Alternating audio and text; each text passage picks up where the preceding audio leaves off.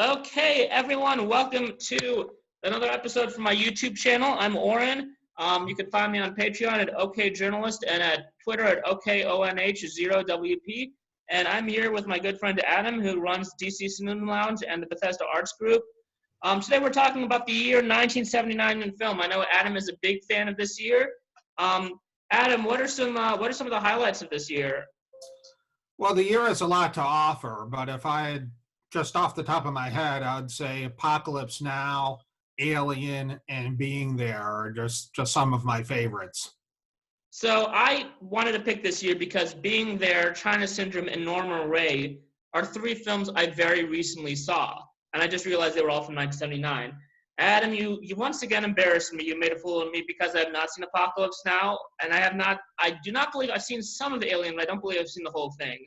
I think Paul Reiser and John Hurt are in that one. Well, John Hurt is in the original, and then Paul Reiser was in the sequel a few years later, Aliens. Was Paul Reiser not in the original? No, he wasn't the original. Okay, so I might have seen Aliens. And R.I.P. John Hurt, he's always been one of my favorites. So yeah, John Hurt was one of the great character actors. Alien was Ridley Scott, so that was probably one of his very early films. And I'd be remiss if I didn't mention that Alien also featured Ian Holm, who just left us recently. He was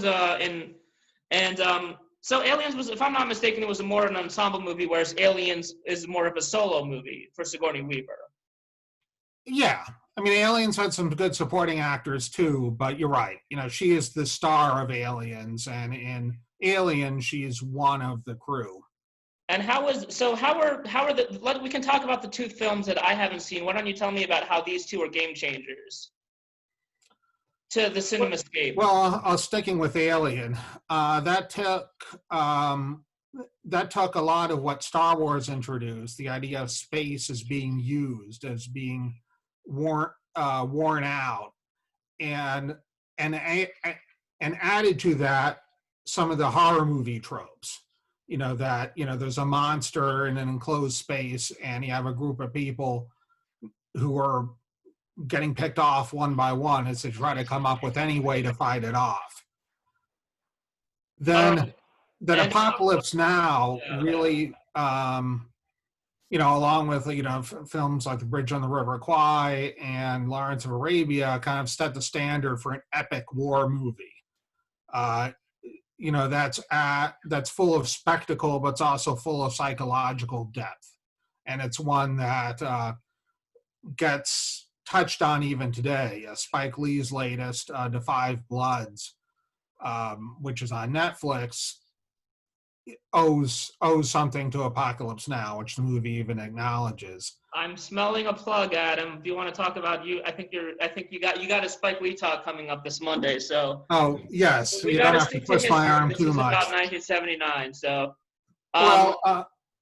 Just quick plug. I'm doing a discussion on Cinema Lounge Monday, June the 20th, 7 p.m. on the films of Spike Lee. End of plug. Okay, and now you're giving me pressure to upload this by July 19th. So, all right, I got my work cut out for me. And Being There is a film I just saw. I'm gonna say some of my favorite films. I'm gonna say Being There. I think Being There, Norma Rae, and China Syndrome are all a set of three really great films. They're all laced with a little bit of social commentary. I once gave a talk about films and capitalism, about how, especially in the 1970s, there was a series of films that was an indictment of an industry, whether it was the nuclear industry or the clothing factories, or in a larger sense, these were films that went straight after capitalism as a whole. Whether I guess, and I think Being There was also meant to be a satire. I mean, I've read the original book. I read what the author intended the film to happen, which was the idea of poking holes in the idea of government and power elite in Washington being any kind of meritocracy, where it's really more if someone just has the airways, and if they sound like they know what they're doing, people will follow them like sheep. So I think that two of the films translated very well into message pictures, whereas the third, it's just a very interesting movie, you know? Yes, and it's Being There is a film that Peter Sellers worked for years to try to get made. It was his passion project, and finally he was able to get it done. Only around a year or so before he died. And it was a film that people rediscovered in 1994 when Forrest Gump came out, because there are a lot of parallels. Yeah, that is very true. But And yeah, it's a great political satire, and it's really not just Peter Sellers, but Melvyn Douglas, who won a supporting actor Oscar for this. I'm gonna boo that. Can I boo that supporting actor Oscar? I don't know if he did. I think Robert Duvall was the well, I guess we'd say Robert Duvall was actually the supporting actor winner at the Golden Globe Awards.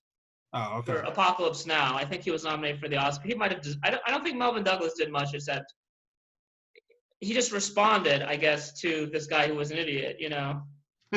But, wow. Which was the point of what he was supposed to do, so. But I did recently see Cape Fear, and he does have a beautiful granddaughter who he encouraged to act, so I guess we have that. And she's now a film preservationist, if I'm not mistaken.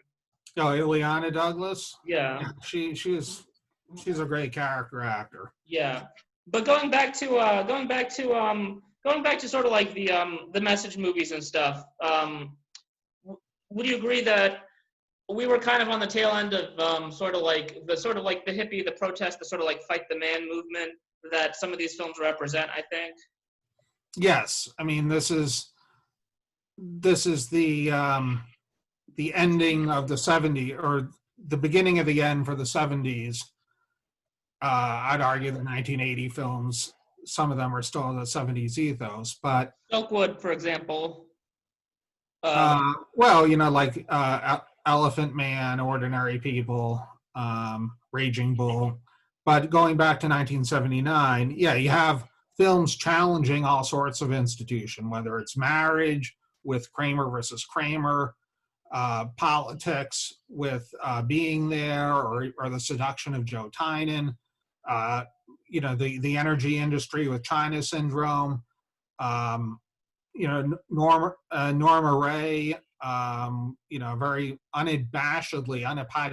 unapologetically pro-labor movie with one of the great Sally Field performances, directed by Martin Red, who actually was blacklisted earlier in his career. I think an interesting thing about Norma Rae for me is that one area of knowledge that I'm very weak on is labor relationships and unions. I'm not specifically sure why they form.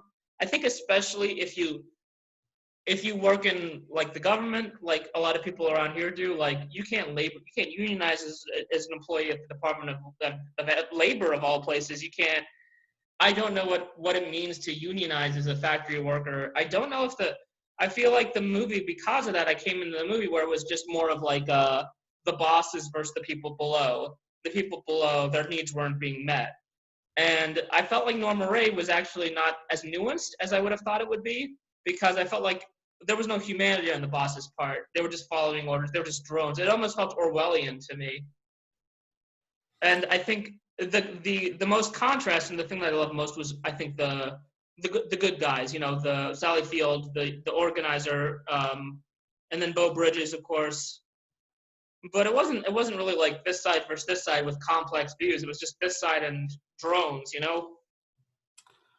Yes, they did focus a lot more on Sally Field's side, and her awakening as just being a worker who did her job without thought, to not only believing in the union cause but spearheading it. It's really about her character's journey, even more than a message movie. I mean, it's both, but I think it's primarily about her character's journey. And I think it's also famous for, I think if it's either this or her second Oscar, where she gives a speech in the Oscars where she says, "You love me, you really love me," because it was a big validating moment for her, and she is. Yeah, that was Places in the Heart a few years later when she won for that, and she's lived to regret that Oscar speech. I mean, also at this, to people for our generation, you look back at Sally Field as, Forrest Gump, Steel Magnolias. It's difficult to think that she was once someone who wasn't taken seriously because she's been around for so long. Well, it's funny in my mother's generation, she saw Sally Field on TV as Gidget, Yeah.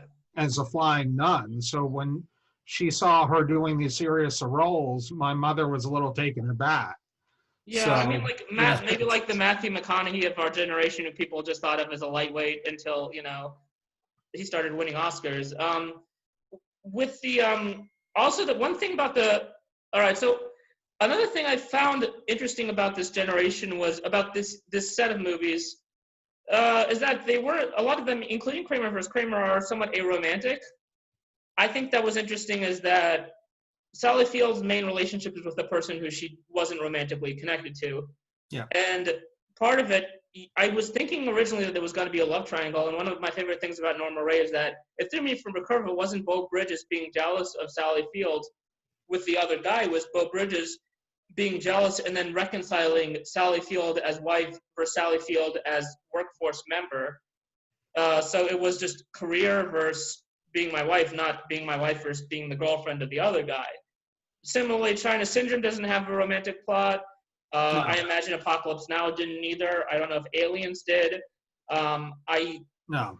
Yeah, so I mean, I imagine that, and if you think of some of the biggest movies of this decade, like The Exorcist or All the President's Men, it was more about characters in situations and how they handled those situations than it was about, fairy tale connections, I guess, between characters. Maybe that's part of the realism that the 70s were about. Yeah, I mean, some of the best movies there, you're right, don't center on a romance, or when they do, a couple years earlier, with Annie Hall, they center on a failed romance. And even Manhattan, which came out in 79, also centers on failed romance and kind of weird romance. Woody Allen and a bit of foreshadowing involved with a high schooler. Yeah, that is what were people thinking in 1979? Because obviously that is not fly today. I have seen that. We did see Manhattan in a film class, and I don't know. I wonder the same thing. Like, why was that okay? I don't know. I mean, that's kind of like The Smoking Gun is right there in a full-length movie that came out in 1979 about what Woody Allen's romantic tastes were. It was a very interesting movie. Speaking of which, it was also Meryl Streep was in the movie, Wallace Shawn was in the movie. It was a really interesting cast, but the way they get focused on that. But you're right. Woody Allen actually probably has a little bit more, like, I recently saw Manhattan Murder Mystery, which ends with the couple strolling off into holding hands and stuff. And yeah, that is true that his work isn't really like that in the 70s, as far as I remember. I also think it's interesting, when I think of China Syndrome, if I think of it in 3 acts, or even if I split it in half, I was watching it with Carla and some other people who you might know through, they probably attended the film club. Mm-hmm. And we were thinking about how it was halfway through the movie and someone was like, is anything going to happen yet? Because it wasn't until halfway through the movie that it had its first bit of action. It had its first car chase. And you think of Raiders of the Lost Ark, which I heard was a game changer because it front-loaded the action. China Syndrome, it had slow build-up, then it had conflict in terms of the Michael Douglas's character and the thing he's onto, maybe a third of the way through, and then actual action and then it started getting really heated, and then it was probably the last third of the movie that it was extremely tense, that you were like, physiologically was affecting you, like you're holding your breath. And I'm wondering if that's also something that movies before Raiders of the Lost Ark did, just they didn't necessarily feel a need to front load it with so much action. Well, yeah, I mean, you're talking about Raiders, which is an action adventure movie, and China Syndrome, which is a drama about nuclear power. So it's kind of apples and oranges, but you're right that the China Syndrome trusts the audience to go with it and kind of takes its time to build up to the more the more action heavy last third of the movie. And it also is has three stars of very different phases of their careers. You have Jack Lemmon, who of course had been a star for since the late 50s, kind of represented the old Hollywood. Jane Fonda, who is at the height of her powers, as one of Hollywood's biggest stars. And then Michael Douglas, who'd won an Oscar for producing, but was still up and coming as an actor and was still kind of known as just being Kirk's son. So it's a great mix. So we talked about Apocalypse Now. We've talked about Kramer versus. We should talk about Kramer versus Kramer next, because let's try to talk about which films won awards. So Kramer versus Kramer, All That Jazz, Breaking Away, Apocalypse Now, and I can't remember the fifth one. All That Jazz. I don't know if it was there. All That Jazz being. I don't know. Those were the 5 nominees. Kramer vs. Kramer, All That Jazz, Being There, Apocalypse Now. I don't know. We'll get to it at some point. So it's neither. I'm not sure. I know that when we talked about this before, I like Kramer vs. Kramer a little more than you do, and you like Breaking Away and All That Jazz a little more than I do. So why don't I state the reasons that I don't like those 2 films as much as you do, and then you'll defend your films, and then I'll defend Kramer vs. Kramer for you. So Breaking Away I found to be a little dated and a little bit flimsy for a Best Picture nominee. And All That Jazz, I felt that I very much admire Fosse through his Sweet Charity and Cabaret, but I felt that if it wasn't Bob Fosse, it was just kind of the trajectory of many Hollywood artists who, they drink and they womanize and they over-medicate and they sort of lose control of their own reality, and it just felt like it could be anyone's story. And so why do you like those 2 films, and why do you feel they were deserving? Well, All That Jazz, I admired how Fosse was able to really show his own life, or something not very different, thinly disguised version of himself, with such clarity. And it combined musical theater with the traditional biopic. I thought Roy Scheider was very compelling in the lead role.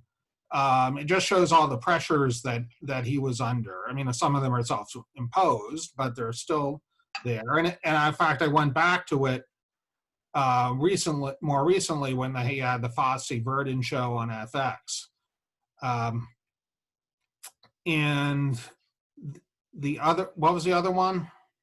Breaking Away. Breaking Away. I didn't think Breaking Away it's not my favorite movie of the year. It's a crowd pleaser. It plays, it has it does the traditional sports movie beats pretty well. It also has some of the class, weaves in class issues very well. I liked, it had a young Dennis Quaid coming up, Daniel Stern, Jackie Earle Haley.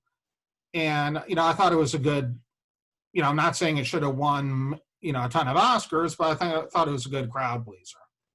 So then, Kramer vs. Kramer is a film we argued. I thought that might have been the best highlight of our first take.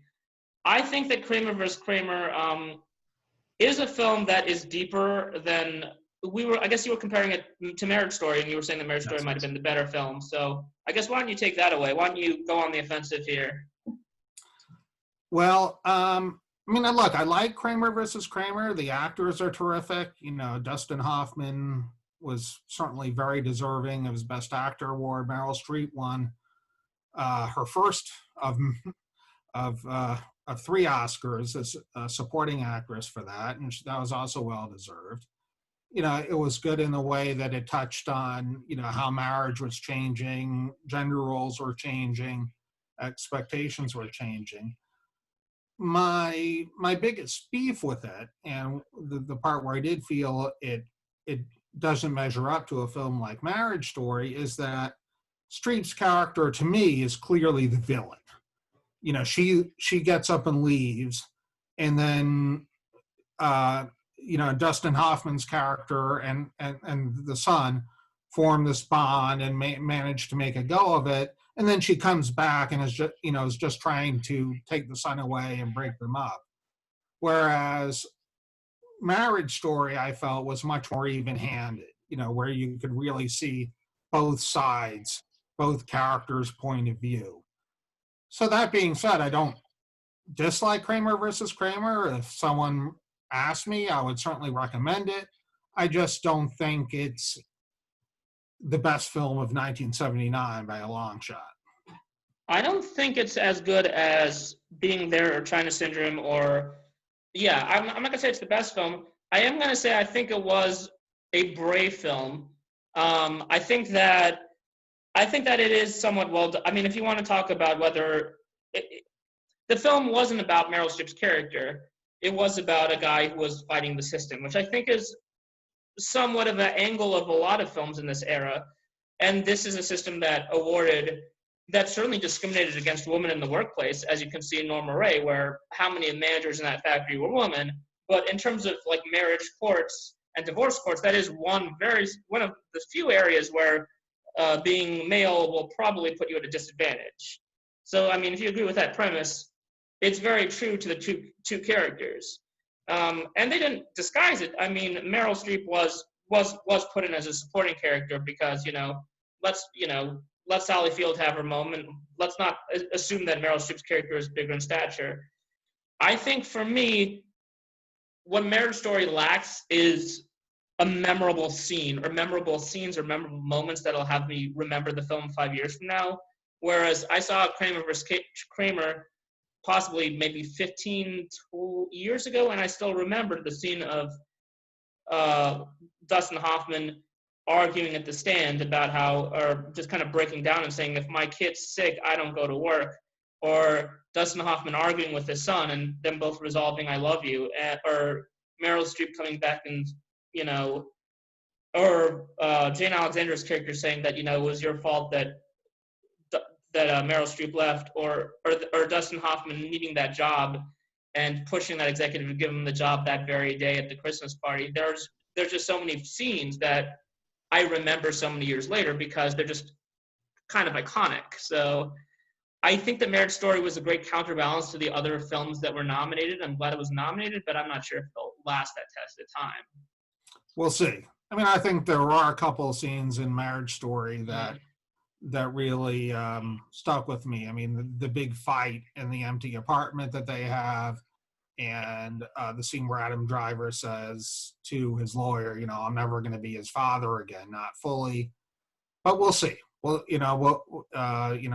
10 years from now, we'll see how it has a staying power. And we know Kramer vs. Kramer did win the Best Oscar. I think it's also interesting to know Breaking Away won the Golden Globe for Best Comedy over Being There. The Best Drama was Kramer vs. Kramer at the Golden Globes. A big twist, BAFTA's actually rewarded Manhattan. I do not know what they were thinking because, I mean, I imagine the BAFTA's probably rewarded, I don't think this was Woody Allen's best. The BAFTAs were also partial to Jack Lemmon and Jane Fonda, who got the award for China Syndrome, and the BAFTAs gave the Best Director to Mike Cimino, who wasn't in the running on the Oscars because it was like a different year, as well as Francis Ford Coppola got the director for the best for the Golden Globes, if you look it up. And Robert Duvall got something that Melvyn Douglas didn't, which is Best Actor. Yeah, and I would argue that Coppola should have won the Best Director Oscar. Apocalypse Now is just an astounding achievement. I mean, if only for degree of difficulty he should have won, but on top of the degree of difficulty, it's a tremendous film which has, we're talking about staying power. Apocalypse Now showed incredible staying power. The Oscars don't always get it right. I think Kramer vs. Kramer's one of the maybe 5 or 10 best films. As I said, I'm sure if I saw Apocalypse Now, I have a feeling I probably would really like it. So, and probably Alien, I'm guessing, was probably too far ahead of its time to be nominated. Probably too much genre bias, I'm guessing. which is funny because I think Breaking Away seems like a typical sports movie. Like Hoosiers didn't get nominated. I mean, The Hustler did get nominated for Oscar, but well, remember Rocky had won a few years earlier, so maybe they were more receptive it was the class to struggle. sports movies then than the Oscars are now. So I guess the British don't mind Woody Allen having a relationship with a high schooler. I think that's the message there. But also the British really must have really not liked Apocalypse Now or Kramer vs. Kramer to, I don't know, like those were some really good options. It wasn't a weak year. So that's very odd that they chose Manhattan. I don't know what do you think they were thinking? I wouldn't even try to put myself in the head of 1979 BAFTA voters. And Woody Allen is also, I think, Americentric. Especially Manhattan is about the love for this city that I think only a New Yorker would kind of get. I really feel like. And that's the thing. I mean, maybe it's arguably Woody Allen's best looking film. Oh, that's true. Yeah. Which is funny because when you go to the cinematography and those awards, Deer Hunter's a big sweep, and the winner of the Best Director Award at the Oscars was Robert Benton for Kramer vs. Kramer, who didn't go on to have an amazing career, but I mean, I don't know. So sometimes those things are tragic because you could have, I don't know. Sometimes if you look at the list of Best Directors, you occasionally have someone like, the guy who directed Rocky over Sidney Lumet, Avildsen, yeah. Which Sidney Lumet, I think I remember him saying on his last interview with Osborne of TCM, he's like, I effing lost to Rocky like 40, 50 years later.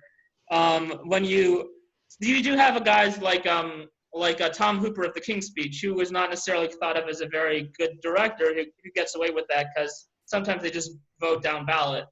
Yeah, I think anyone who saw his most latest film, Cats. Yeah, he confirmed that The King's Speech Oscar was a mistake, unfortunately. Yeah. We can't retro. I like King's Speech, wasn't blown away by it, but, if there was ever a time where you should lose an Oscar for your later work, it would be him with Cats. Okay, so let's lastly look at the box office. You've mentioned this is an interesting era with sequels happening. Well, not so much sequels as films that started franchises. You have Alien, which of course has been several of those. Mad Max, the Muppet movie. The Muppets franchise has had its ups and downs, but it was pretty solid. Extremely unfamiliar with the Muppet. It was never even. And then Star Trek, the motion picture. The late Bill Henry always called it Star Trek: The Motionless Picture. But for all that film's problems, it did launch Star Trek and show its viability as a film franchise. My understanding, I read a book by William Shatner where William Shatner was a memoir about him and his interactions with his fans. It was actually pretty warm. And he was saying about how the fans were so rabid for the franchise to continue that I would imagine whatever, and I have not seen the motion picture. I've seen 2 and 3 and 4 and 5, I think. Whatever they did for the first picture, the fans it was like almost a Kickstarter where they were guaranteed to buy those tickets. Like, so when the show got canceled, there was a humongous contingent of people that were just so loyal to that franchise.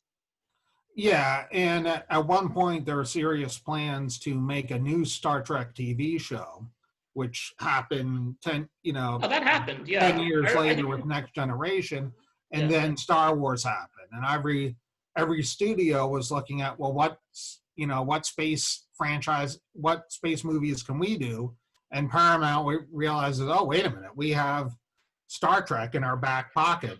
Forget the TV show, we're going to make it a movie. I am unfamiliar with the Muppets. Did that start out with a bang? Yes. I really am. It did very well.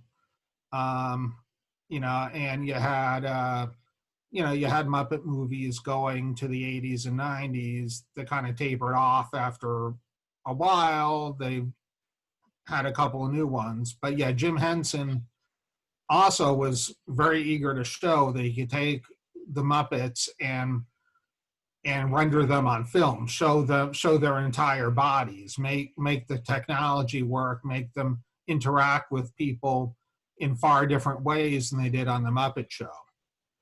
All right. So what do you think? You want to guess the top 5 hits, or the top 5 or 10 hits of 1979? I have the domestic box office right in front of me.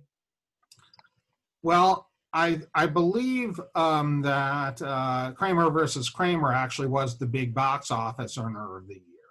I cannot believe it. Yes, and that would be something that would not happen today. Like Marriage Story wouldn't even gross $50,000 at the box office, I'm sure. Yeah, there's a reason Marriage Story was on Netflix, and if Kramer versus Kramer came out now, it'd probably also be on one of the streaming services. Even with Robert Benton's star power? No, I'm just joking. Look, Robert Benton worked consistently for the rest of his career, and he did quality work. He never became a huge director, but he did well for himself. Of course, prior to this, he was one of the writers for Bonnie and Clyde. Oh, very interesting. All right, so after that, you want to guess any other ones? No. You have Amityville Horror, Rocky II, Star Trek the Motion Picture, Alien, Apocalypse Now, The Jerk, which actually is a very good movie. Who knew that actually probably could have been nomination worthy for Steve Martin if they took comedy seriously back then. Well, it's awesome. Someone else who left us recently is the great Carl Reiner, who directed The Jerk and at least three other Steve Martin movies. So it kind of launched his career as a film director and Steve Martin's career as a film star. There's something called Meatballs. The summer camp movie with Bill Murray. Oh, okay. Muppet movie, Electric Horseman. Is that a Sidney Pollack film? I need to admit, I don't remember. I know it was a Robert Redford film, so it may have been a Pollack one because they worked together a lot. Escape from Alcatraz, which I believe, was that Kurt Russell? No, that was Clint Eastwood and his last of many films that he did with Don Siegel. Was that one with the monkey or the ring? No, that was yeah. I think we're veering off course. I don't want to see the users know how, no, that is true. And then you actually have some of these prestige films like Manhattan and All That Jazz clocking in the top 20 for this year. There's also, and Being There is in the top 25, but who would have guessed Kramer vs. Kramer beating out the sequel to Rocky, Star Trek Motion Picture, and then you also have Apocalypse Now doing very well, which must have been a relief to the studio, Metro-Goldwyn-Mayer, because if I'm not mistaken, was an expensive and disastrous production. So yes, they got a little bit of that money back. And The Jerk probably was pretty profitable. We also, in the top 10, as I mentioned, we also have Moonraker. I wonder Bond Goes to Space. I wonder where that was. So it seemed like the franchise was in a somewhat comfortable place. I imagine if you look at the franchises, they all kind of grossed around the same amount of money. Well, and Bond movies have changed with the times. So, for example, in the 60s, it was centered on the Cold War. In 73, you have Live and, as I said before, after 77, everyone wanted to do a space movie. So the Bond producers did their space movie. Yeah, I mean, you can trace that pretty far. Like, the oil being such an important commodity made its way into the world is not enough. The demilitarized zone, one of the most dangerous areas in 2002, was Die Another Day. The ex-Soviet Union was GoldenEye. The rise of Rupert Murdoch in the media was Tomorrow Never Dies. Especially during the Pierce Brosnan era, I felt it was most relevant. And then terrorism and taking on cybersecurity routes was Casino Royale, essentially. Yeah. And then the drug wars of the 90s was License to Kill, if I'm not mistaken. Or maybe it was License to Kill. Of the 80s. War, 1989, but you're right. Played, yeah. So it was definitely the whole war on drugs. Yeah, so this has been really fun. Thank you so much, Adam, for participating. Thank you for having me. It was fun. Yeah, absolutely. We will see you next time, and I know we might have a more controversial topic to discuss in the future that we've both been proposing, so we'll look for that, and have a great day. You too. Bye-bye. Bye.